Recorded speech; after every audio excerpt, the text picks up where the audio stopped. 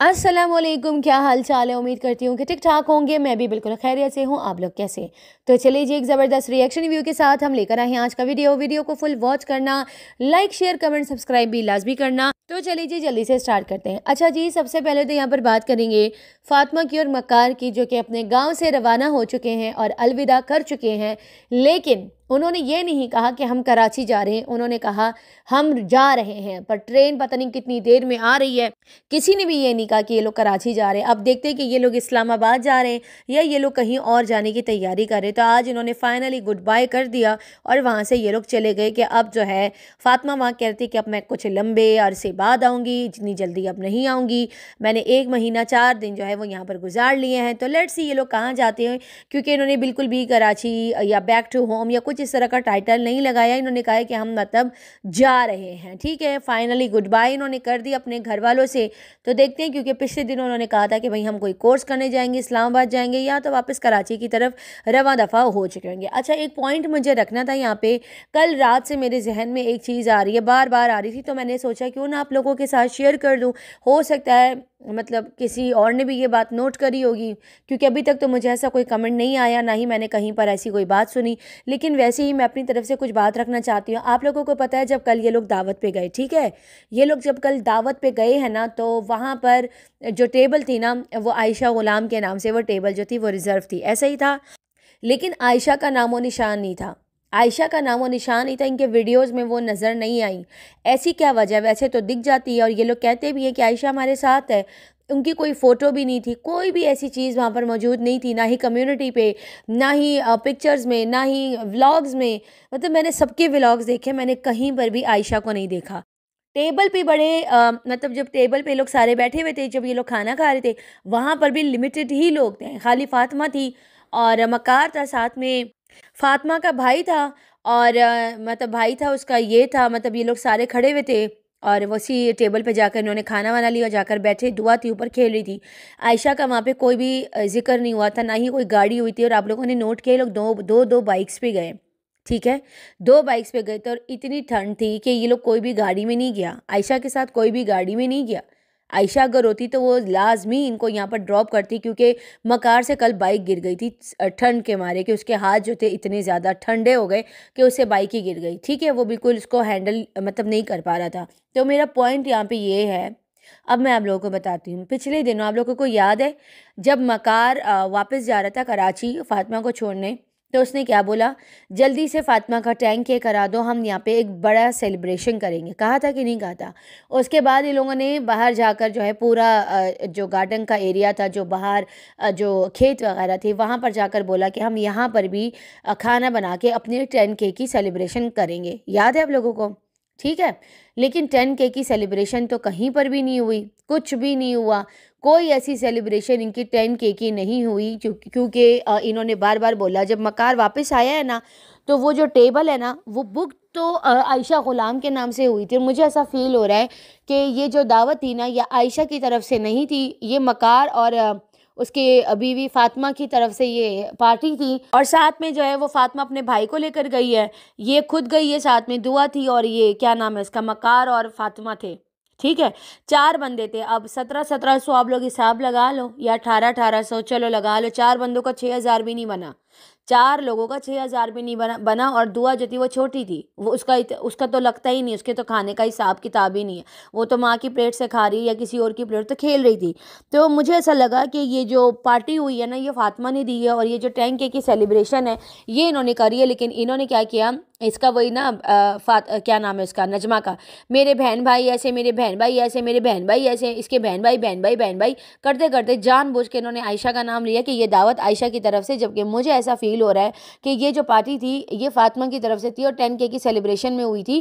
क्योंकि 10K का celebration, कोई केक कुछ भी नहीं कटा, कोई ऐसी चीज़ नहीं हुई। उसका भाई का इंतज़ार था, वो आया और उसके बाद जो है उन्होंने मतलब उसको लेकर गए कि चलो वो आ जाएगा तो मतलब हम उसके साथ जाके वो दावत जो है वो खा लेंगे। आप लोगों का क्या पॉइंट ऑफ व्यू है मुझे ज़रूर नीचे बताना। मुझे वैसे मतलब पता नहीं है, मैंने अपनी तरफ से बोला है, अल्लाह जाने क्या सच है क्या झूठ है, क्योंकि आयशा का वहाँ पे कोई नामो निशान नहीं था। और कल से मेरे जहन में ये बात घूम रही थी कि मुझे ऐसा फील हो रहा था कि ये पार्टी जो है वो आयशा ने नहीं, ये फातिमा ने खुद ही दी है अपनी माँ को। तो मतलब किसी को भी लेकर नहीं गया, ट्रोल जो है वो आयशा हो गई। एनीवे, अब देखते हैं कि ये या इस्लामाबाद जाते हैं या तो ये वापस कराची जाएंगे। इन्होंने किसी भी जगह पे लिखा नहीं है कि हम कराची जा रहे हैं। उसके बाद आ जाते हैं यहाँ पे ज़रा अजी गुलाम के ऊपर आ जाते हैं। सुबह मैंने वीडियो डाली और उसके बाद जो है जन्ना का एक कमेंट आया है मेरी उस वीडियो के नीचे, जो मैंने सेकंड लास्ट वीडियो मैंने डाली है, मैं वो कमेंट ज़रूर रीड करना चाहूँगी। उसमें ना बहुत सारे ऐसे पॉइंट्स हैं जो कि मैं चाहती हूँ कि वो आप लोगों के कान तक भी जाए। अच्छा, यहाँ पे जन्ना जाए जो है सितारा की बहुत ही प्यारी एक सपोर्टर है, हमारी भी बहन है। उनका एक कमेंट आया, ज़रा सोचो इस गुलामों की एक घर नहीं है, पहले बीवी के साथ रहकर कोई घर नहीं बना। उस बीवी नज्जो लोगों की अम्मा को अपनी माँ बाप से 2 कमरे वाला छोटा सा मकान मिला जो सल्लू ने रेनोवेशन करके रहने की कोशिश किया, लेकिन इतना टूटा फूटा घर में रह नहीं पाया। बिल्कुल ये बात हकीकत है। सलमान का वो वाला घर बहुत ज़्यादा ख़तरनाक था, पानी बार बार आ जाता था और उसके बाद जो है वो बिल्कुल ही मतलब अजीब सा होता था और पानी बिल्कुल अंदर आ जाता था, बिल्कुल नीचे था, उसको मट्टी की ज़रूरत थी, इतना फूटा घर था। अच्छा, और ये गुलामों को सितारा की अम्मी अपनी मेहनत से सितारा के बाप के पैसों से एक महल जैसा घर बनता देखा और उसके मरने के बाद अम्मी से शादी करके मजदूरी में लगाया और मक्कारी से अम्मी से घर बनवाया और हड़प लिया। ज़बरदस्त पॉइंट यहाँ पे जन्ना ने मारा है, बहुत ज़बरदस्त पॉइंट इन्होंने रखा है।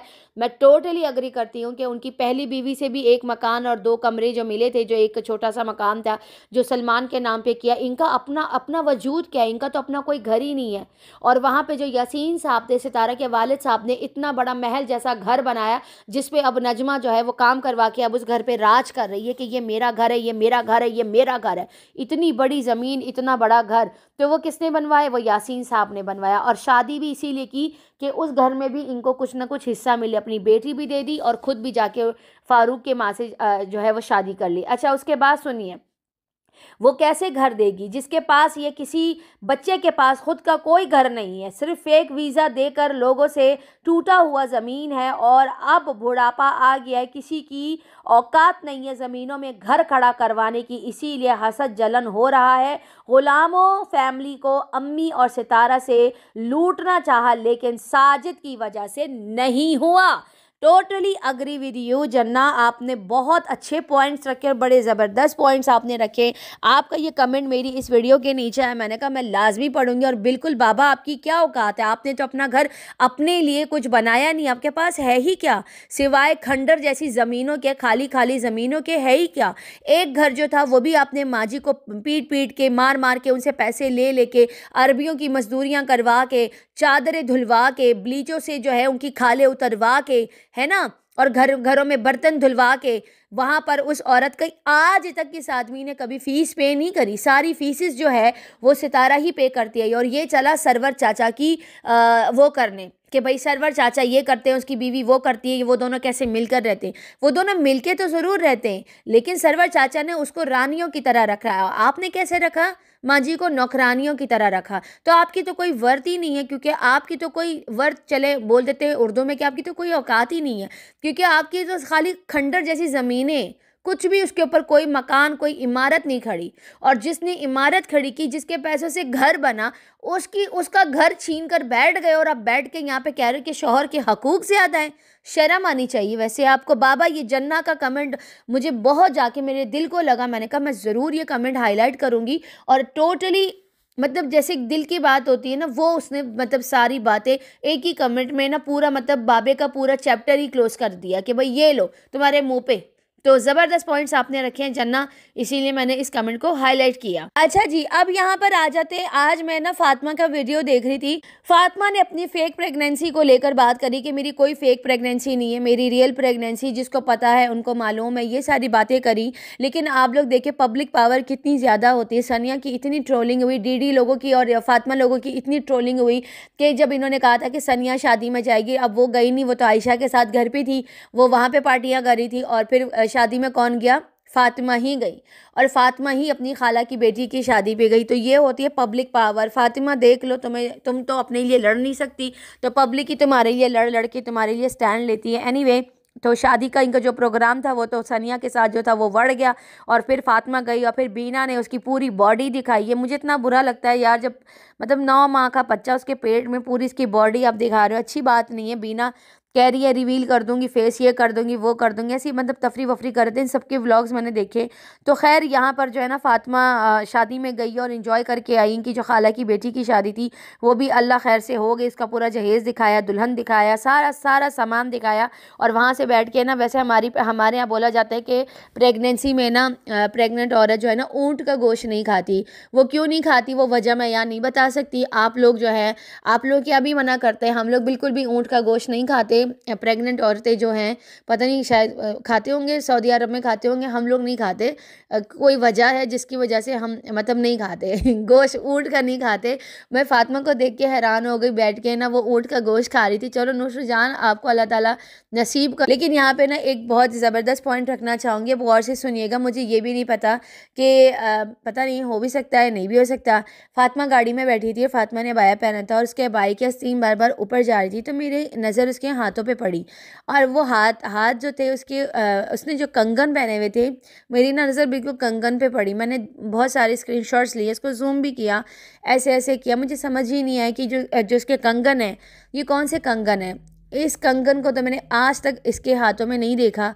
और ना ये लोग कोई भी चीज़ बाहर से बाय करके लाते हैं ना, या बाज़ार से लेकर आते हैं, या कोई गिफ्ट देते हैं, ये लोग लाजमी दिखाते हैं। या हो सकता है मेरी नज़रों से ओझल हो गए। आप लोगों ने देखे ये कंगन कभी? फातिमा के व्लॉग में कुछ कंगन पहने थे और मुझे वो कंगन जो थे वो गोल्ड के लगे जो इसने हाथों में पहने। या ये वो कंगन है जो ये लेकर आई थी? प्लीज़ यार मुझे कमेंट सेक्शन में थोड़ा सा मुझे इस बारे में ज़रूर क्लियर कर दीजिएगा। पुराने वाले व्लॉग्स जो थे इनके, जो कंगन वाले थे, वो सारे व्लॉग्स इनके हाइड हो चुके हैं। लेकिन कंगन जो थे सोने के, या हो सकता है नकली हो, या हो सकता है, मेरी नज़र में तो मुझे वो असली लगे। और अगर वो नकली लेकर आती है तो वो लाजमी आकर मतलब अपने सोशल मीडिया के फ्रेंड्स को आकर बताती। तो मुझे थोड़ा सा अजीब लगा कि इसने जो कंगन पहने ये तो मुझे गोल्ड के लग रहे हैं, या हो सकते, पता नहीं यार, समझ से बाहर है। आप लोग खुद ही देख के मुझे बता दीजिएगा कमेंट सेक्शन में कि ये कौन से कंगन है। क्या वो जो डीडी कंगन लेकर गया था इसके, क्या उसके बदले में ये वाले कंगन ला कर दिए हैं? जो कंगन डीडी ने लिए थे इससे कि मैंने बेच दिए इसके कंगन। और फिर फातिमा ने आकर बोला था, उसकी वीडियो में कसम खाई थी कि अल्लाह की कसम कि इसी बंदे ने जो है मेरे कंगन लेके सेल कर दिया, मेरे कंगन वापस ला कर दो। तो ये जो कंगन मैंने हाथ में देखे ना, मैं थोड़ी सी इस चीज़ को लेके थोड़ी सी मैं थोड़ी सी कंफ्यूज हूँ। तो आप लोग प्लीज़ मुझे थोड़ा सा कमेंट सेक्शन में ज़रूर बताइएगा कि कौन से कंगन है। मैंने तो आज तक इसके व्लॉग में ऐसे कंगन नहीं देखे। तो आप लोग मुझे ज़रूर बताइएगा कि क्या क्या सीन है भाई फातिमा। क्या डीडी ने वो वाले कंगन ले जाके वापस करके दूसरे और कंगन ला के दे दिए हैं कि कहीं गलती से ये वाले पहन के ऐसा ना हो कोई देख ले? कुछ ऐसा सीन है। कंगन के बारे में तो फातिमा खुद ही क्लियर कर सकती है, और पब्लिक जो है जो उसके व्लॉग्स देखती है डेली बेसिस पे वो ही बता सकते हैं कि क्या है और क्या नहीं है। एनीवे, अब यहाँ पे आ जाते हैं द मोस्ट इम्पॉर्टेंट पार्ट पे, जो जिसके बारे में मुझे बात करनी थी। डीडी का वीडियो आया एक खातून के ऊपर, वो रिएक्शन दिया है। अव्वल तो मैं चाह रही थी कि मैं डीडी के ऊपर मतलब थोड़ा सा ख़तरनाक टाइप रिएक्शन दूँ, लेकिन अब नहीं दूंगी, क्योंकि मुझे जो है ना कुछ स्क्रीन रिकॉर्डिंग आई और उसमें एक खातून बैठ के कह रही हैं कि ना मेरी बला से उस साइड की औरतों को कुछ भी बोलो, मुझे घंटा फ़र्क नहीं पड़ता, लेकिन अगर हमारी बहनों पर आकर बात की ना तो तुम्हारे अंदर पता नहीं कौन सा पेचकश घुसा दूंगी और ये कर दूंगी वो कर दूंगी, ठीक है। तो जब हमारे लिए आकर लोग हमें हमारा मजाक उड़ाते हैं, हम पे ख़ास तौर पे मुझ पे, और मुझे बुरा वाला बोला जाता है, क्योंकि डीडी ने इस वाइटी के ऊपर इतने गंदे और घटिया रिएक्शंस मुझ पे दिए हैं ना। इस औरत ने जाके हर जगह इसने ये उछली है और ये मज़े लेती है और ये कमेंट्स करती है। तो इसने अपना पल्ला झाड़ दिया कि भाई मैं तो किसी भी औरत के लिए नहीं बोलूँगी, खाली अपने साइड की औरत, क्योंकि सिर्फ प्राइवेट पार्ट्स और बॉडी सिर्फ इनके पास है, हमारे पास नहीं है। तो भैया हमारे लिए स्टैंड नहीं लेगी तो फिर मैं किस बात का स्टैंड लूँ? भाड़ में जाए, मेरी तरफ से जो भी बोलता है बोलते रहने दो, मुझे घंटा फ़र्क नहीं पड़ता। अब आ जाते हैं यहाँ पे उसी रिएक्शन के डीडी पे। डीडी का मैंने वो पूरा रिएक्शन सुना, नो कमेंट, ये देखो 0 कमेंट, बिल्कुल क्रश कोई बात नहीं करूंगी कि उसने उसको क्या बोला क्या नहीं बोला, क्योंकि जाहिर सी बात है जब कोई हमारे लिए बात नहीं करेगा कि भाई कोई मर्द है, वो मर्द आके, हालांकि मैंने कल रिएक्शन में बोला भी था, मैंने कहा बहुत गंदा रिएक्शन दिया, बहुत बुरा बोला इसने, ये इसको बोलना नहीं चाहिए था। हालांकि मेरी बहुत सारी बहनों ने मुझे आकर बोला बोलने दो, मैंने कहा नहीं, एक औरत है तो नहीं बोलना चाहिए, ऐसी चीज़ों पे मैं नहीं करती उसको सपोर्ट। लेकिन आज जब ये सुनने को मिला ना मुझे कि अरे उस साइड के औरतों का तो जवाब बोलना है, बोला मेरे को घंटा फर्क नहीं पड़ता, हमारी बहनों को बोला था हम पेचकश दे देंगे, मतलब अपनी बारी पे पेचकश देंगे और औरों की बारी पे ये मजे लेंगे। तो कोई नहीं, मकाफात अमल कल भी कहा था आज भी कहूँगी। तो लेकिन अब सुनो ज़रा डीडी, मेरी बात सुनो। तुमने उस रिएक्शन में जिसको तुम बैठ के रिएक्शन दे रहे हो उससे मेरा कोई लेना देना नहीं है, कुछ भी बोलो मुझे कोई फर्क नहीं पड़ता, ठीक है। कल तक तो मैंने बोला कि तुम्हें नहीं बोलना चाहिए, अब तो मैं ये भी नहीं बोलूंगी कि तुम्हें बोलना चाहिए या नहीं बोलना चाहिए। लेकिन तुम एक बात बताओ, उस रिएक्शन में बैठ के तुम हमें क्यों टारगेट कर रहे हो? तुम हमें क्यों आके बातें सुना रहे हो? किस लिए बातें सुना रहे हो? तुम बड़ी मीठी जबान में वहां पर हमें टारगेट करके चले गए। तुमने बोला कि जहां पर रिएक्शन वालों को कंटेंट मिलता है ये लोग वहां पर बात करते हैं। अब मेरी बच्चियों पे बात हो रही है तो यहां पर रिएक्शन वाले बात नहीं करेंगे क्योंकि यहां पर ये कंटेंट नहीं है। तो टारगेट किसको किया? मुझे किया या बाकी मेरी बहनों को किया टारगेट? तुमने क्यों किया टारगेट? जब अभी पिछले दिनों मेरी बच्ची के लिए इतना गंदा बोला जा रहा था, मैंने खुद लाइव लगाई है हेजल वाले चैनल पे, दिन रात मेरी बच्चियों के लिए बुरा भला बोला जा रहा था, मैंने खुद आकर अपना स्टैंड लिया। मैं तुम्हें मना नहीं करी कि तुम अपनी बेटियों के लिए स्टैंड मत हो, तुम्हें जो बोलना है बोलो, मुझे घंटा फर्क नहीं पड़ता। कल तक फर्क पड़ा था, आज नहीं पड़ता, क्योंकि भाई क्लियर कर दिया ना कि भाई मेरी बला से इसको बोले नहीं बोले, हम तो अपनी बहनों के लिए स्टैंड लेंगे तो लेते रहो। तो तुम्हारी हिम्मत कैसी हुई हमें ये टारगेट करने की? तुम बार बार आकर मुझे क्यों टारगेट करते हो दीदी? तुम ये क्यों आकर बात करते हो कि भाई हमारे ऊपर, मेरे बच्चों के ऊपर बात हुई तो ये लोग यहां पर बात नहीं करेंगे? क्यों ठेका लिया हुआ है क्या मैंने या बाकी लोगों ने? क्या ठेका लिया हुआ है क्या मैंने?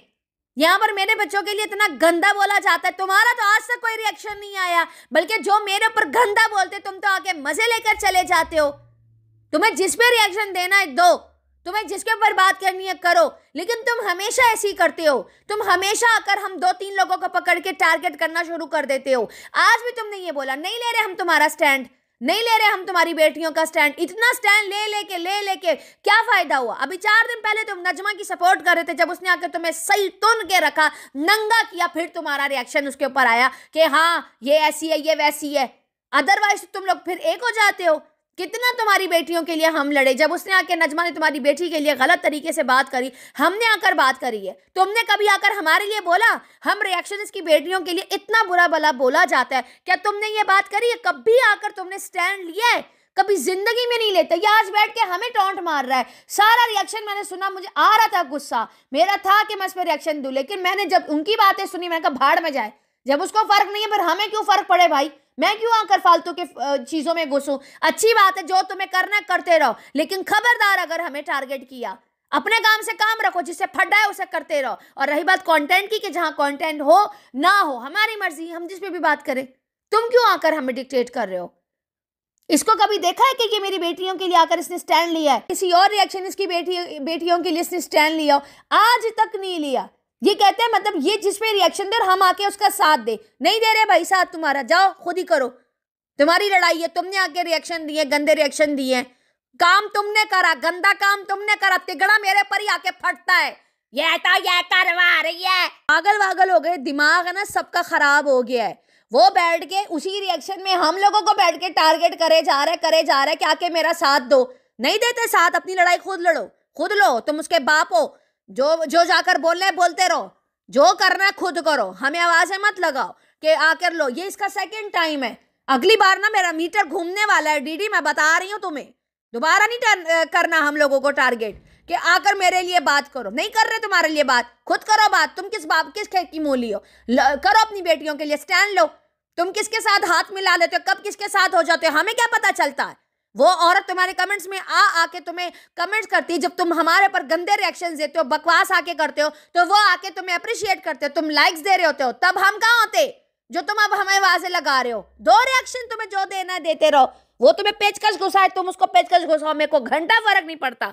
जो करना है करते रहो, दोबारा हमें मत टारगेट करना। अपने काम से काम रखो दीदी, फालतू में आके करता है यार। कितनी बार बंदा आराम से आकर बात करे, ये बड़ा ना प्यार प्यार से अब टारगेट करता है ताकि हम लोग को गुस्सा नहीं आए। लेकिन आज मुझे बहुत गुस्सा आया, मेरा दिल था मैं तुम पे लाइव लगाऊं, फिर मैंने छोड़ दिया क्योंकि मेरी खुद की तबीयत सही नहीं है। मैं वहां पे 2 घंटा 1 घंटा बैठ के अपनी एनर्जी वेस्ट करूं इसके ऊपर फालतू का। भाई जिसको टारगेट कर रहे हो करो, तुम्हारी बीवी क्या लिए आकर बात कर रहा है उसके ऊपर टारगेट करो। नहीं कर रहे भाई, हम लोग हर चीज में इसको हमारी सपोर्ट चाहिए, हम क्यों करें? खुद लड़ो भाई।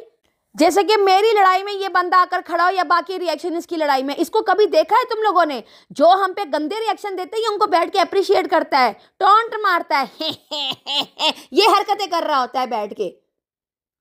दोबारा मत करना टारगेट, समझ आ रही है तुम्हें? फालतू का। चले जी, इसी के साथ इजाजत दीजिए। दिमाग खराब करके रख देते हैं यार, दिमाग है ना ऐसे घूम गया मेरा इसका वीडियो देखे। एंड में आके पूरी बात करने के बाद एंड में बैठ गए रहे हैं ये जो रिएक्शन वाले हैं ना, मैं ऐसे ही कह रहा हूँ ना, ये जहाँ पे ना जब लोगों का कंटेंट होता है ना, ये बस भाई वही बात करते हैं। यहाँ अब इनको दिखाई नहीं दे रहा, अब ये यहाँ पे बात नहीं कर रहे, नहीं कर रहे बात, हम नहीं कर रहे, खुद ही करो, खुद की लड़ाई खुद लड़ो, खुद लड़ो भाई, तुम अकेले क्यों नहीं लड़ सकते? हर जगह तुम्हें बस यही है कि ये लोग आके मेरे साथ खड़े हो, खुद करो। हम लोग भी खुद लड़ते हैं, मैं अपनी बेटी के लिए खुद स्टैंड लेती हूँ, मुझे रोज गालियां पड़ती हूँ, मैं खुद आके इनकी बैंड बजा के जाती हूँ। मैंने तो किसी को आवाज ही नहीं दी, ए बाहर आ जाओ, ए बाहर आ जाओ, मेरे को सपोर्ट चाहिए, मेरे को किसी की सपोर्ट नहीं चाहिए, मैं अकेले काफी हूँ, मैं अकेले फाड़ के रख देती हूँ अगलों की, मुझे घंटा फर्क नहीं पड़ता। यहाँ सब अकेले चलते हैं, खुद अकेले चलो, समझ आ रही है? फालतू की आवाजें ना लगाओ। चले जी, इसी के साथ इजाजत दीजिए। वीडियो पसंद आए तो लाइक शेयर कमेंट सब्सक्राइब जरूर कीजिएगा, दुआ में याद रखिएगा। तब तक के लिए अल्लाह हाफिज।